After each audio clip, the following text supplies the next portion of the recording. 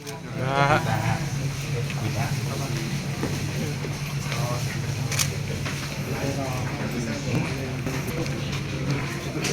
Mantan Wali Kota Semarang Hefearita Gunaryanti Rahayu atau Mbak Ita bersama suaminya Alwin Basri disidangkan di Pengadilan Tipikor. Sidang beragendakan dakwaan dibacakan Jaksa Penuntut Umum, JPU, KPK Rio Vernika Putra dan Wawan Yunarwanto. Pada sidang tersebut, JPU mendakwa Ita dengan Alwin dengan dakwaan kumulatif, Ita dan suaminya didakwan 4 perkara korupsi. Pada dakwaan itu terungkap Alwin Basri selaku Ketua Komisi DPRD Provinsi Jateng sepengetahuan Ita sering melakukan pertemuan dengan orang-orang yang berkepentingan dengan pengadaan barang dan jasa di lingkungan pemerintah Kota Semarang. Pada perkara tersebut, Ita dan Alwin mendapat 2 miliar rupiah dari Martono. Uang itu diberikan Martono selaku Ketua Gapensi Kota Semarang agar mendapatkan pekerjaan barang dan jasa di lingkungan pemerintah Kota Semarang.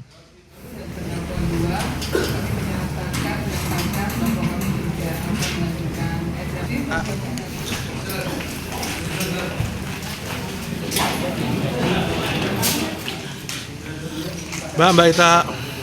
Mbak Ita.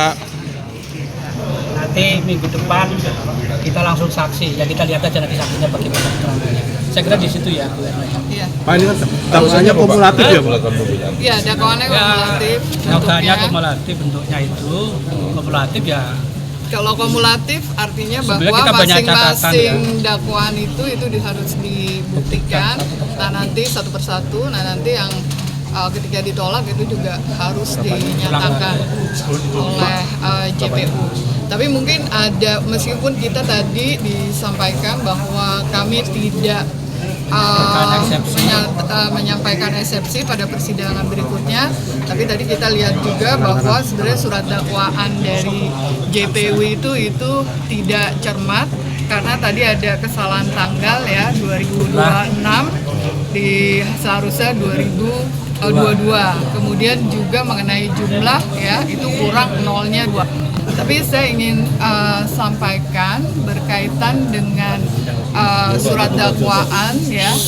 Dan surat dakwaan tersebut kita melihat bahwa seolah-olah antara terdakwa 1 dan terdakwa 2 ini secara bersama-sama. Padahal kita ketahui bahwa terdakwa 1 itu adalah sebagai wali kota dan terdakwa 2 sebagai anggota DPRD tentu saja memiliki tugas dan peran yang berbeda, sehingga tidak bisa dinyatakan apa yang disampaikan oleh terdakwa 2 itu juga merupakan apa yang disampaikan oleh terdakwa 1, karena tidak boleh sebuah perbuatan pidana karena suami istri yang melakukan misalnya suaminya, maka istrinya itu juga terlibat atau tidak sebaliknya tidak otomatis terlibat. terlibat.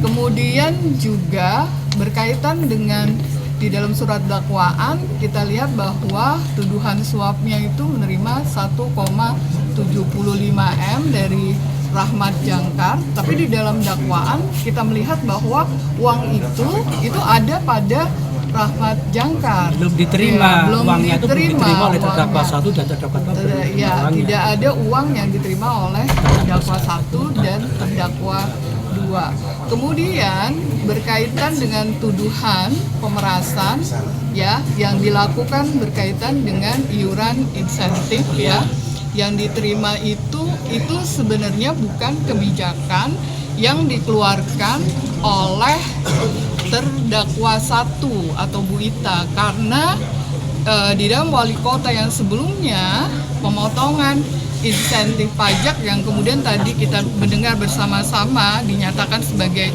iuran kebersamaan itu adalah kebijakan dari wali kota sebelumnya. Nah, Bu Ita sebagai wali kota yang baru PLT itu hanya meneruskan kebijakan dari wali kota lama, dan itu dinyatakan oleh ketua Bapendanya bahwa itu adalah sebagai uang operasional. Jadi iuran kebersamaan inilah yang tadi kita dengar diterima, namun iuran kebersamaan ini sudah diserahkan baik oleh tergugat 1 maupun tergugat 2 sebelum sprindik itu diterbitkan oleh KPK.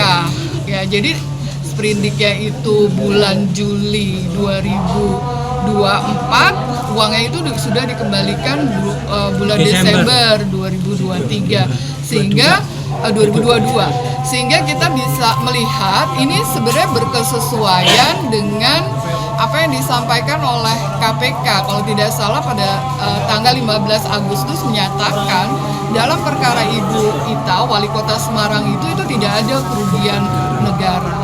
Jadi kita melihat bahwa meskipun kita tidak menyatakan eksepsi, tapi kita bisa melihat bahwa apa yang dibuat oleh jaksa itu selain tadi tidak cermat, itu juga dia tidak lengkap atau kabur ya. Download Tribun X sekarang, menghadirkan lokal menjadi Indonesia.